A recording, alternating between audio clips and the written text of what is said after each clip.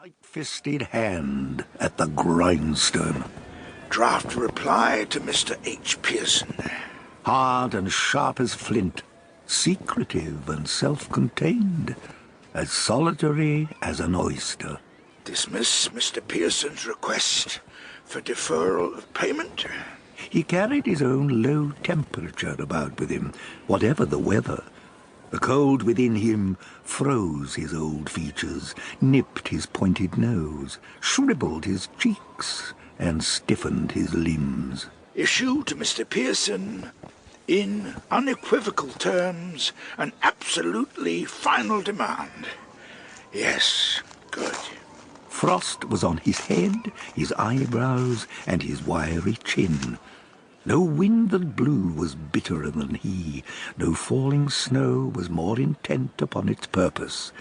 Foul weather didn't know how to beat him.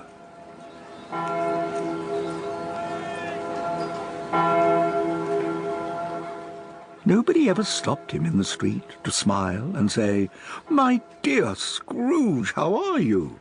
When will you come to see me?" No man or woman asked him for directions. "Spare us some change."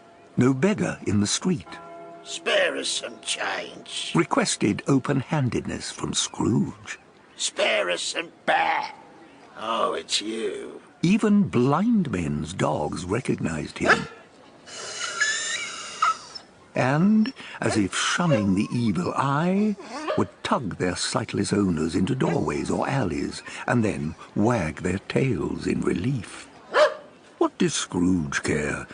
To edge his way along the crowded paths of life, warning all human sympathy to keep its distance, was the very thing he liked.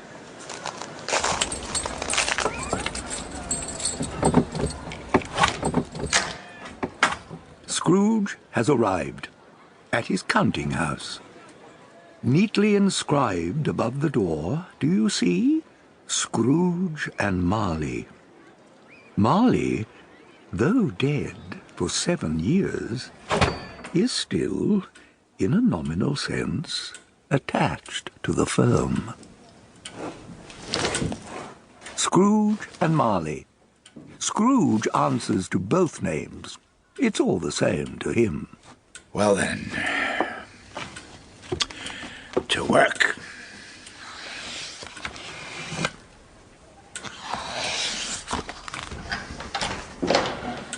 Good morning, sir. What? I said good morning, sir. You're late.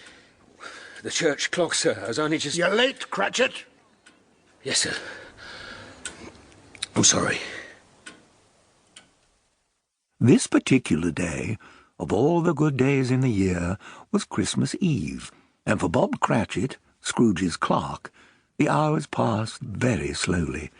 It was cold and bleak and gloomy in Scrooge's counting house, almost as cold and bleak and gloomy as it was outside. Scrooge's fire was very small.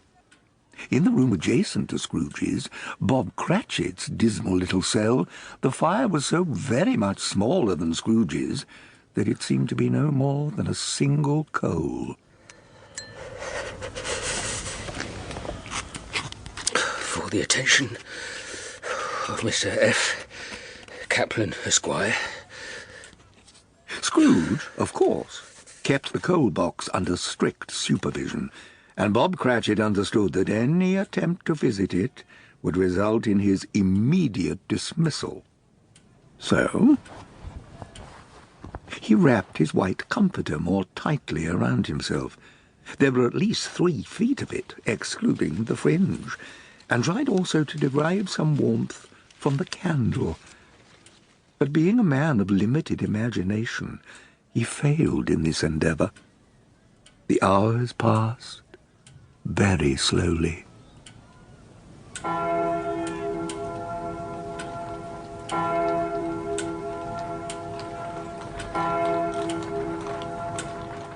Three o'clock, and there was already darkness outside, darkness and fog. So dark, so thick, that neighbouring buildings were mere phantoms. Candles flared in the windows like ruddy smears upon the palpable.